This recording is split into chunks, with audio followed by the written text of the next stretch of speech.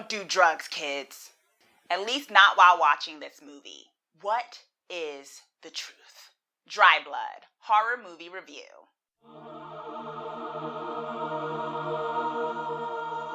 Hey y'all, it's your twisted girl next door here, and today I am doing a review of the horror movie Dry Blood. In a rural mountain town, an unstable drug addict must unravel a surreal murder mystery as he's terrorized by ghosts, a deranged sheriff, and the frightening hallucinations from his withdrawal. Overall, this is a simple movie with the unreliable protagonist that makes for a bizarre, unsettling, journey when it comes to viewing this. Like, literally in the middle of the movie, I literally said, this movie is screwing with me. It's screwing with me. What is the truth? The atmosphere of this movie is really effective. It takes place in a rural mountain town. Not really a town. Kind of feels like a street. Because you don't see much of the town. You kind of see the cabin where the main protagonist goes to try to go through his withdrawal and whatnot. And it's eerie because, you know, you're out in nature. For some people, nature, the quietness of nature can be quite calming. For some of us, we feel like we're listening to the void and we don't know what's out there.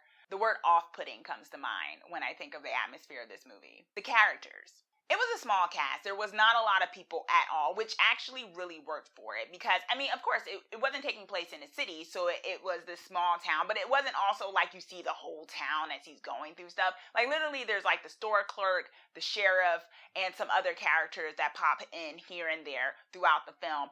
And it is effective enough because you don't get a lot of time with all the characters, but when the characters are used, they're very effective. The scenes aren't wasted. Things happen, even when it feels like things aren't happening. The narrative. This is, like I said, a movie that deals with the unreliable protagonist. Now, this is not the first time a movie like this has been done. We've seen it before, where you can't necessarily trust what the protagonist that you're following around in the movie is actually seeing. And that can be really effective, right? You can have these moments where you're watching the protagonist and you start to not even trust yourself because you're like, well, I think that's what they saw, but maybe they didn't. And then there's symbolism and things going on where you're like, okay. And I was happy to, as I went through the movie, to realize that they were doing it in a way that wasn't frustrating. That was actually, it made sense and wasn't just edgy and different and weird and crazy for the sake of it. I think the top pro for me was the visual effects. Can we give a round of applause for practical effects when it comes to horror films? Like, I'm not gonna get on my soapbox necessarily. I'm not even gonna start a rant. Okay, maybe a little bit of a rant. I am so tired of like overly done CGI when it comes to films, particularly horror films. It's not scary. You know, there's nothing scary about CGI monsters. You know, it just looks like, you know, it's fake. It looks computerized. It doesn't fit in our real world. I mean, it can look cool. That's why it tends to work sometimes in like superhero films and stuff.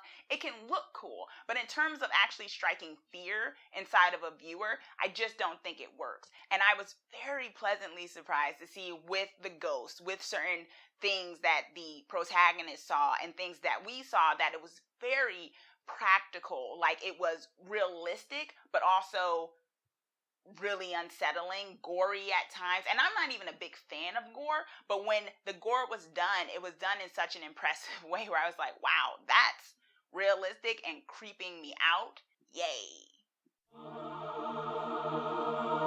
If you are someone where you like people to say what they mean and for things to be painted out a bit more clear for you, it might be frustrating because there were moments of time where I was watching certain scenes. I appreciated it for the most part, but then there were also another side of me was like, well, what does that mean? What are they referring to? Why are they being so vague? You know, no one talks like that naturally, right? No one gives you their whole life story in a conversation they're having with their friend who already knows their life story. Oh, it's going to rain today, and also my father died when I was 9. That's not, if you're kind of like someone who's gotten somewhat spoiled by that kind of dialogue, you may be a little frustrated with the vagueness. When it comes to the gore and a little bit of the violence when it comes to this movie, which actually connects to the trigger warning I'm going to give next, There is a moment where I was watching it, particularly going towards the end when things really pick up, where I was like, is this too much?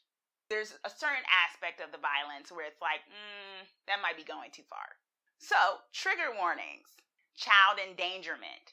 Like, seriously, child endangerment. Not gonna give any spoilers. I'm just gonna say there's something goes on with beheading and stuff. That's all I'm going to say. I'm just going to look up into the sky as I say it. I'm not even going to make eye contact as I say it. I'm just telling you. And then the other one is drug abuse, but you kind of know that from the synopsis that there's going to be reference and use of drugs and things like that in this movie, which happens. It is definitely scary. I think it was scary in the sense of the psychological aspects that were going on in it. I think if anything, it was more unsettling. Yes, this movie is stab approved.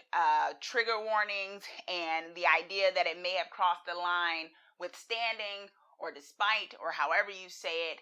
I think this movie was really quality. I liked it. It was a small kind of film, but very effective in what it was trying to do. And I really appreciated the story and narrative that they told. So, did you watch Dry Blood? Do you agree with my assessment? Can you perhaps make a guess at what I'm saying may be too much and too far, even if you haven't watched this film? Let me know. Comment down below. Let me know your thoughts. And also, be sure to subscribe so that you are the first to know when I post my videos of all things horror and dark fantasy. Thanks for watching. Let's get creepy together.